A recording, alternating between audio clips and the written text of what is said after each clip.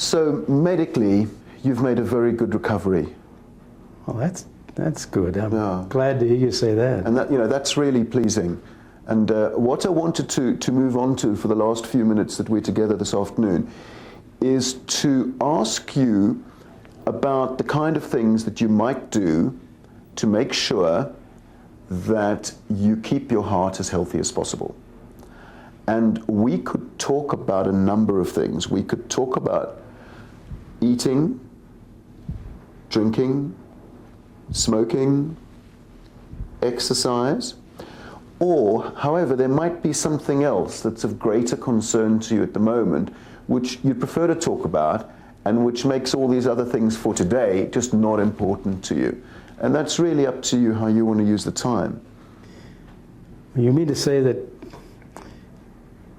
if some of these things we talk about, if I can do them, that maybe my fears of having another one aren't as real? That's right. They really can help.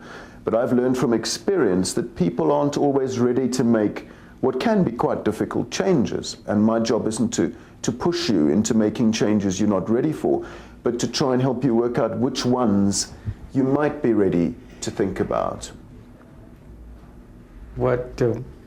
Give me some illustrations. What are you? Well, sometimes we talk to people about their diet. Sometimes we talk to them about exercise. Those are two very common ones. In your case, I know you're a non-smoker, so that's a non-issue, which is great. We might talk about alcohol.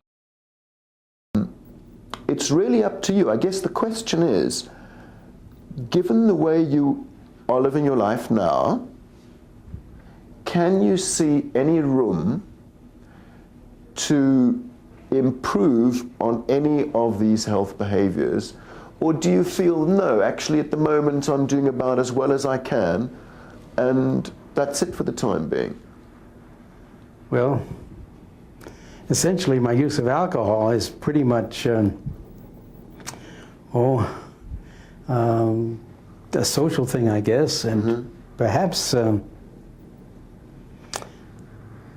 I need to give a thought as to what substitutes I can have. Sometimes I go a long while to be nothing. Right. So it might or might not be something that we... Might or might not. Probably after I've had a hard day, I like when I come home to have a drink before dinner. Maybe I'll talk to my wife and maybe we can use something else to take the place of it. But the occasional drink helps to unwind after a busy day. That's the way it has seemed to me to be. And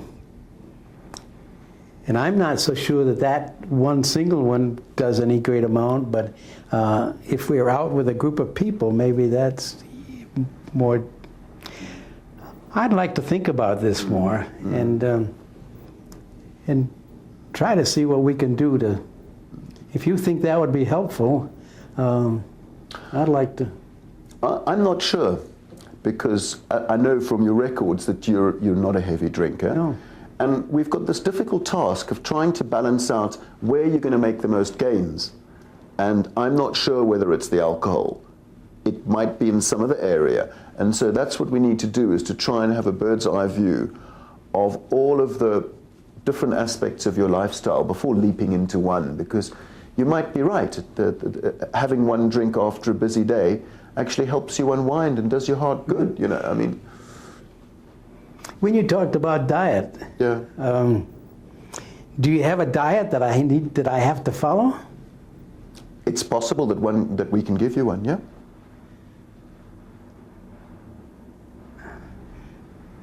Is it a rigid thing or something I can work with? Well, my feeling about this is that rather than give you a diet, that the best approach is for you to work one out with us. And we might give you information, but you choose those bits of information that are suitable to you, because that's what's most likely to work.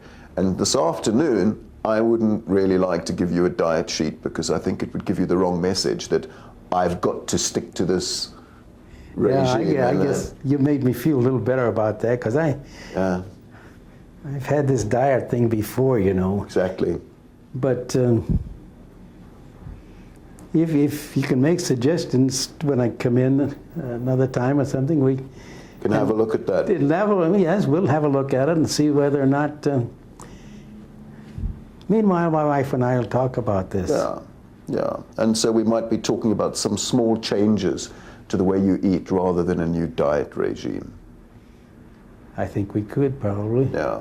Yeah.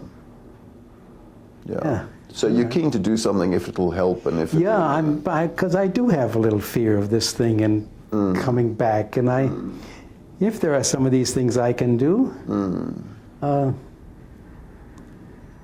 I'm awfully willing to talk them over with you. Right, right, excellent, excellent. This exercise bit, it's another one of these. How are you getting on there? Well, I'm beginning to walk more. Mm-hmm. The nurses told me when I left that I had to walk. Mm-hmm. And I've been going over to the mall early in the morning and walking. Should I be doing anything else beyond that? I don't know. How do you feel about the exercise that you are doing? I think I'm doing pretty well with it. Great. I'm extending it. I started out doing 15 minutes, Right, and I'm up to about 35 or 40 now. right. And if I can get to 3/4 of an hour or an hour, I would feel that that would be coming on. Be a good target to go for. I don't need to do this kind of exercises, do I? Not necessarily. No, no. Again, it's a question of finding what suits you best and what you feel happiest with. Well, these are some of the things I'd kind of like to chew over at home. Absolutely. And maybe the next time I see you, I can have some things to bounce off of you. Absolutely. Is there anything else that you wanted to bounce off me now, before we ended this consultation?